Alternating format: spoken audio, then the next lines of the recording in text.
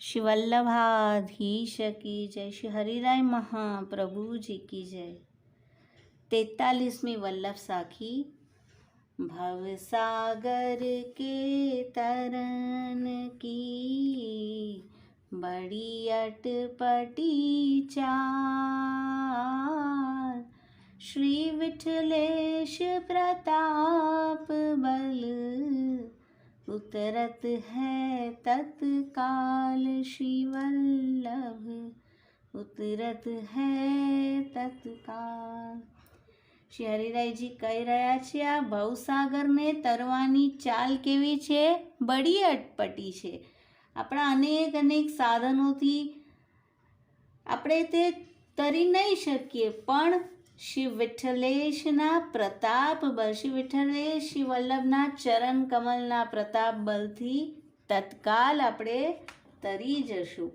અને અનુસંધાનમાં રૂપા પોરિયા શ્રી ગુસાઈજીના સેવક, નિત્ય લીલાના રાસો ગોપ કેટલા બધા કૃપાપાત્ર હતા. શ્રીજી પણ સાનુભાવતા જણાવી રહ્યા છે.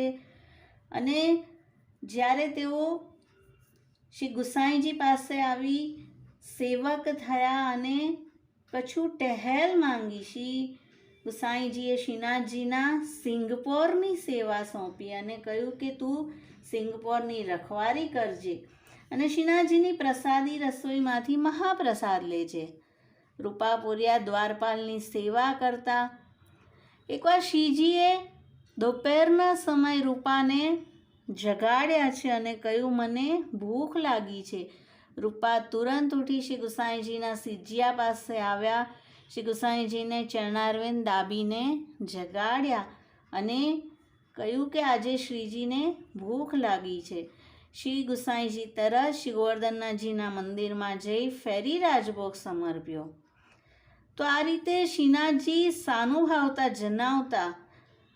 ઉષાકાળમાં પંખા પણ તેઓ શ્રીજીના કરતા અતિ કૃપાપાત્ર છે. અને જ્યારે રાત્રિના જાગતા નીંદ આવતી તો વિચારતા કંઈક ગાન કરું, પણ ગાતા તો આવડે નહીં. અને મંદિરમાં ગોવિંદ સ્વામીનું મંગલા સમયનું પદ સાંભળ્યું. જાગીએ ગોપાલલાલ ભોર વયો પ્યારે. પદ એટલું બધું ગમ્યું કે રાતના પણ નીંદ ના આવી જાય તેના માટે જાગીએ ગોપાલલાલ ભોર વયો પ્યારે વારે વારે ઉચ્ચાર કરે છે. અને તેનો અવાજ સાંભળીને ગોવિંદ સ્વામી આવ્યા અને ટોક કરી કે આ શું કરે છે? અત્યારે તો રાત્રિનો સમય છે અને આ તો જગાડવાનું પદ છે, મંગલા સમયનું પદ છે. આવી રીતે નથી તેને રાગ આવડતો, નથી કંઈ તાલ, અને આવી રીતે બેસુરું ગાય છે. શ્રીજી અત્યારે પોઢ્યા છે અને ટોક કરીને જતા રહ્યા. બીજે દિવસે જ્યારે શ્રી ગુસાઈજી સેવામાં પધાર્યા તો શ્રીનાથજીના નેત્ર આરક્ત હતા. કહે છે બાબા કેમ આપ પોઢ્યા નથી? અને કહે છે કે રૂપાએ કાલે ગાન ન કર્યું તો અમને નીંદ ન આવી. રૂપાને બોલાવીને પૂછ્યું. તેમણે કહ્યું મને ગોવિંદ સ્વામીએ ના પાડી હતી. અને ગોવિંદ સ્વામીને બોલાવ્યા કે આ કેમ ના પાડી? શ્રીનાથજી કાલે પોઢ્યા નહીં. ને ગોવિંદાસે કહ્યું કૃપાનાથ તે રાત્રિના સમયે જગાડવાનું પદ ગાઈ રહ્યો હતો.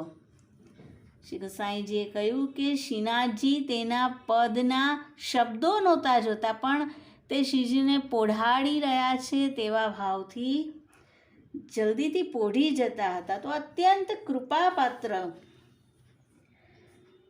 અને જ્યારે તેમનો દેહ છૂટ્યો ત્યાર પછીનો પણ પ્રસંગ છે કે શ્રી ગુસાઈજી શ્રીનાથજી દ્વાર પધાર્યા. ગોવિંદ કુંડ પર સ્નાન કરી શ્રી ગોવર્ધનજીના મંદિરમાં પધારતા હતા. ત્યાં એક શ્વાન શ્રી ગુસાઈજીની સન્મુખ આવ્યો અને ચરણ સ્પર્શની ઈચ્છા કરતો હતો અને વૈષ્ણવો મળીને તેને મારવા લાગ્યા. શ્વાનને એટલો બધો માર્યો કે તેને રુધિર પણ નીકળ્યું.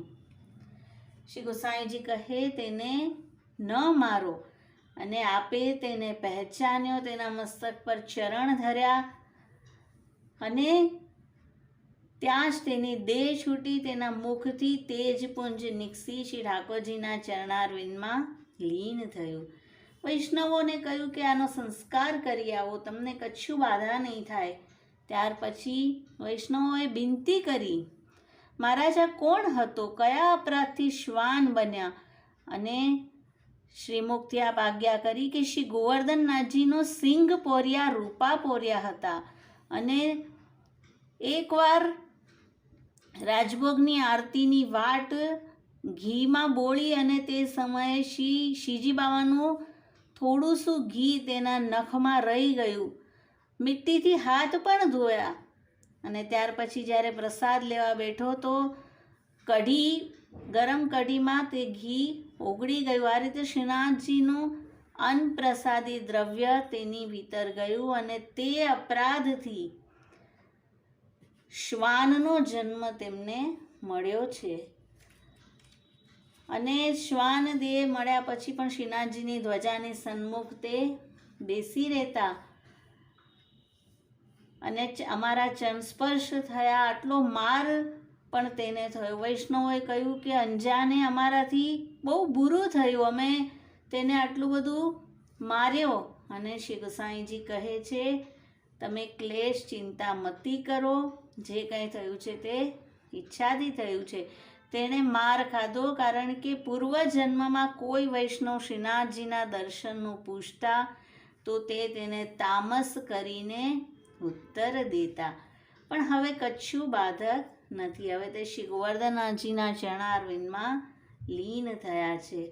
તો આ રીતે વૈષ્ણવે વિચારીને બોલવું અને તેવું જ વર્તન કરવું.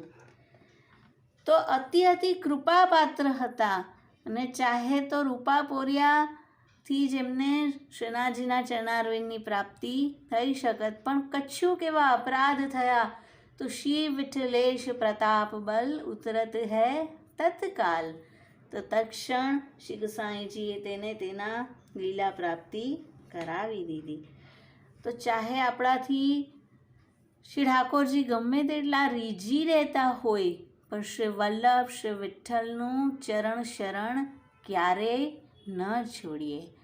શ્રી વલ્લભાધીશ કી જય. શ્રી ગુસાઈજી પરમ દયાલ કી જય.